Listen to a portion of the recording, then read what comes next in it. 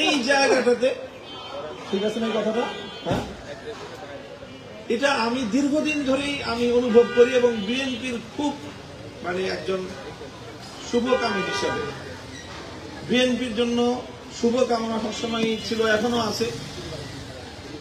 এবং এক ধরনের আমাদের অসহায়ত্বের জায়গা থেকেও ছিল, কারণ শহীদ প্রেসিডেন্ট জিয়াউর রহমান এবং জিয়াউর রহমান সাহেবের শাহাদাতের পরবর্তী সময়ে বেগম জিয়ার যে ভূমিকা, সেই ভূমিকার কারণে আমরা সবসময় মনে করতে হয়েছে আমাদেরকে এই যে আওয়ামী লীগের বাংলাদেশের যে মূল ট্র্যাক থেকে বিচ্যুত করে আধিপত্যবাদের গোলামীর বাংলাদেশ গড়বার যে অব্যাহত প্রচেষ্টা, সেই প্রচেষ্টার বিরুদ্ধে জিয়াউর রহমান সাহেব এবং বেগম খালেদা জিয়ার নেতৃত্বে যে সংগ্রামটা হয়েছে, সেই জায়গাটায় যখনই কোনো ধরনের দুর্বলতা তৈরি হয় অথবা তারা পরাজিত হয়, তো তখন শুধু বিএনপি পরাজিত হয় না, পরাজিত হয়ে যাই আমরা এনটি ভারতীয় এবং এনটি আওয়ামী শক্তি, আমরা সবাই পরাজিত হয়ে যাই। এই জন্য আমরা সবসময় বিএনপির বিচ্যুতিতে বিএনপি যতটা না ক্ষতিগ্রস্ত হয়েছে, আমরা তার চেয়ে বেশি ক্ষতিগ্রস্ত হই।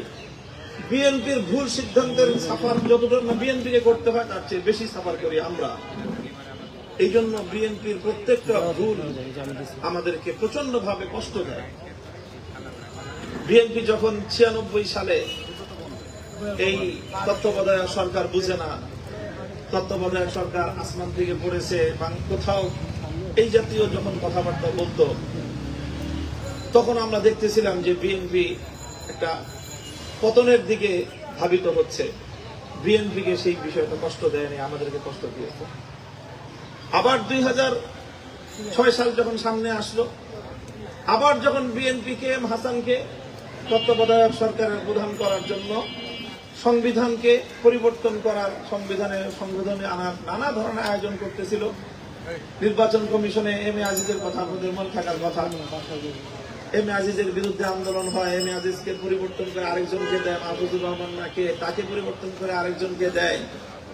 আর বিএনপির নেতৃবৃন্দ মিডিয়ার সামনে এসে বিরোধী দলের আন্দোলনকে নিয়ে তামাশা করে, উপহাস করে, আর তাদের এই উপহাস গোটা দেশকে তাদের বিরুদ্ধে ক্ষিপ্ত করে তোলে।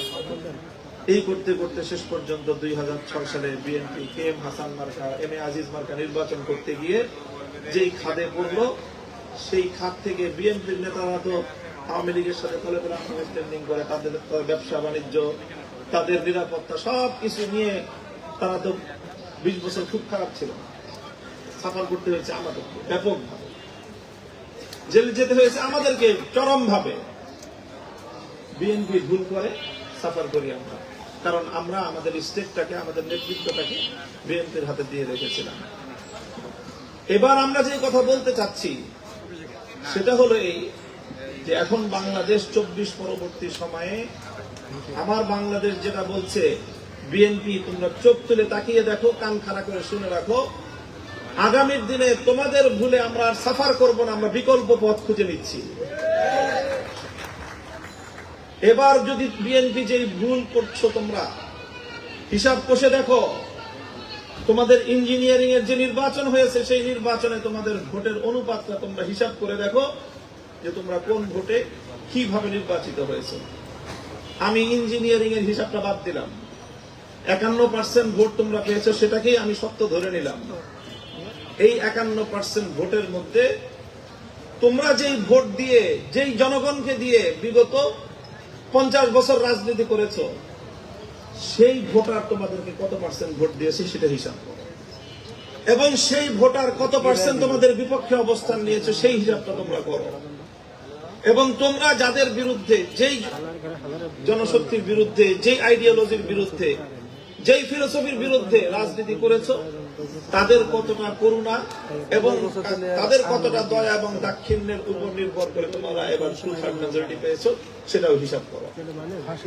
এবং তোমাদের এই বন্দোবস্তের মাধ্যমে পরাজিত শক্তি যদি আবার ফিরে আসে, তাহলে এইটা তারাই আবার তাদের ঘরে ফিরে যাবে। আর এদিক দিয়ে তোমাদের ঘর, এটা এখন সম্পূর্ণ তোমাদের ভিন্ন আরেকটা দিকে ডাইভার্ট হয়ে গিয়েছে, সুইং করেছে। বিএনপি মাঝখান দিয়ে দুই নৌকার মধ্যখানে পানিতে তলানো ছাড়া বিকল্প কোন রাস্তা নেই। আমরা সর্বশেষ বিএনপির প্রতি এই শুভকামনা জানাচ্ছি, সৎ পরামর্শ দিচ্ছি, এই আত্মঘাতী পথে তোমরা চলো না। জনগণের কথা বুঝবার চেষ্টা করো। জনগণ এই বাংলাদেশের জুলাই বিপ্লবটাকে এদেশের নতুন প্রজন্ম কিভাবে ওন করে, বাংলাদেশের থেকে তো হয়তো তোমাদের বুঝতে একটু সমস্যা হয়, সারা পৃথিবীর অন্তত প্রবাসীদের কাছে গিয়ে একটু শুনে এসো। আমার যে রাজনৈতিক একটু পর্যবেক্ষণ, বিএনপির একটা বড় ধরনের সমর্থন এবং তাদের একটা বড় শক্তির জায়গা ছিল সারা পৃথিবীর প্রবাসী বাংলাদেশি রেমিটেন্স যোদ্ধারা।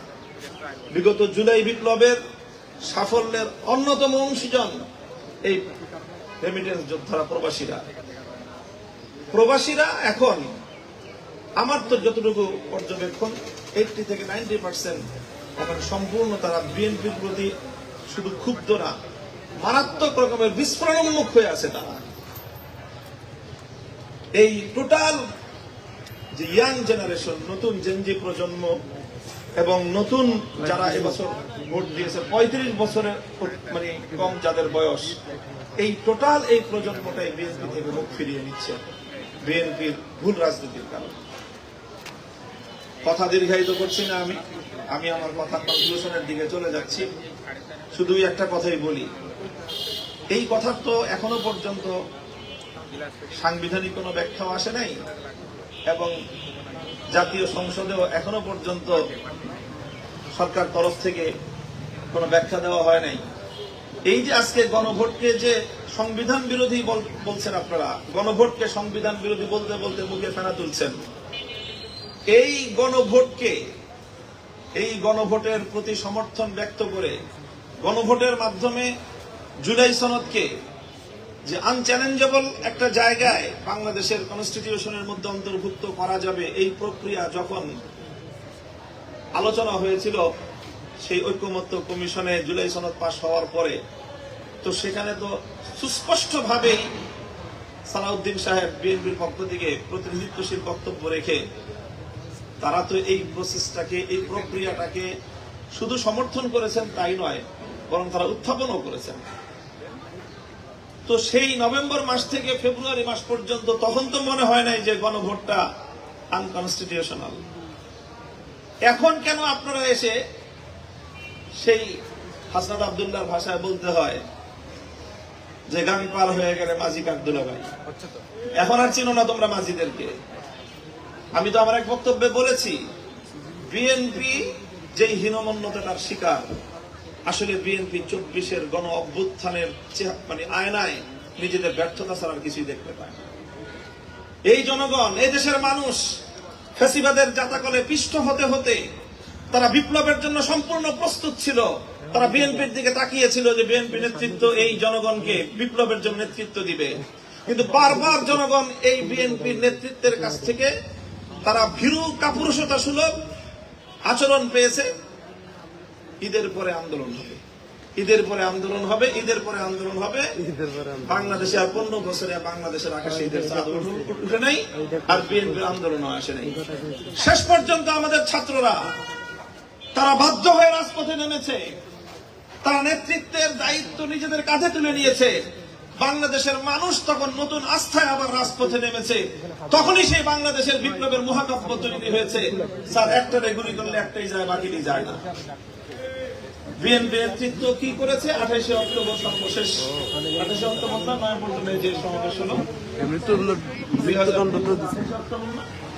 28 অক্টোবর আমরা তখন জেলখানায় কারাগারে আমরা রোজা রেখে দোয়া করেছি। আগের দিন মনে করেছি আগামীকাল 28 অক্টোবর একটা ভালো কিছু আমরা দেখব। এরপরে যখন আমরা মিডিয়াতে 28 অক্টোবরে বিএনপির নয়াপল্টনের সামনে ভীরু কাপুরুষতা সর্বশেষ প্রদর্শনী যখন আমরা দেখলাম, তখন আমাদের হৃদয়টা ভেঙে চূর্ণ বিচূর্ণ হয়ে গিয়েছিল।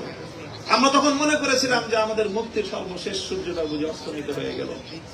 এরপরে যখন আবার আমাদের ছাত্ররা, আমাদের এই সোনার সন্তানরা যখন আবার তারা নেতৃত্বের ঝান্ডা তো তুলে নিল, নতুন করে আবার আমরা প্রেরণা পেলাম, স্বপ্ন দেখলাম বিএনপি শুধুমাত্র 5ই আগস্ট 2024 সাল একদিনের জন্য, শুধুমাত্র জাস্ট একদিনের জন্য জুলাই বিপ্লবকে অন করেছে।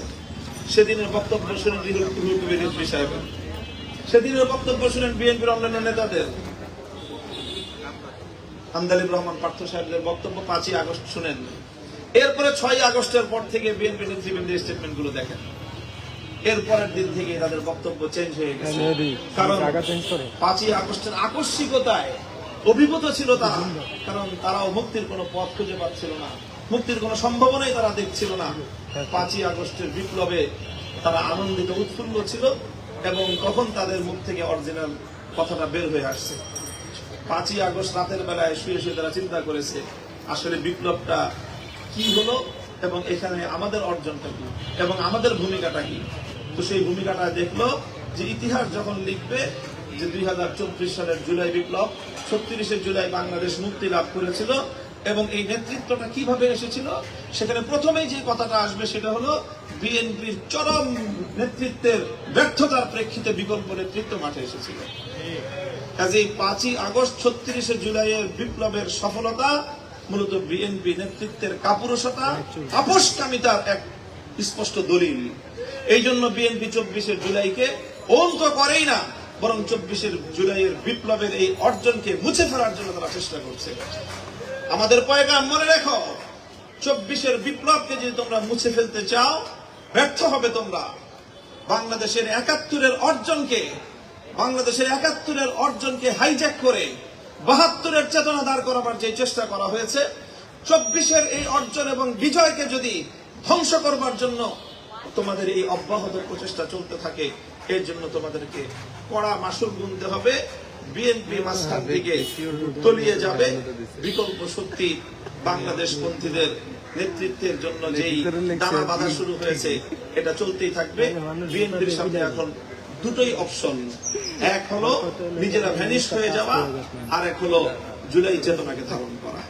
মাঝখান দিয়ে ভিন্ন কোনো পথ নাই। আমাদের শুভকামনা থাকবে, সৎ পরামর্শ থাকবে, নিজেদের অস্তিত্ব বিলীন করার এই পথে, বিপজ্জনক আত্মঘাতী পথে তোমরা হেঁটো না, তোমরা আসো, জুলাইয়ের চেতনাকে ধারণ করো এবং গণভোটের রায় কার্যকর করার মধ্য দিয়ে জুলাই বিপ্লবকে সত্যিকার অর্থে যে শ্রদ্ধা সম্মান প্রদর্শন করা দরকার সেটা করো।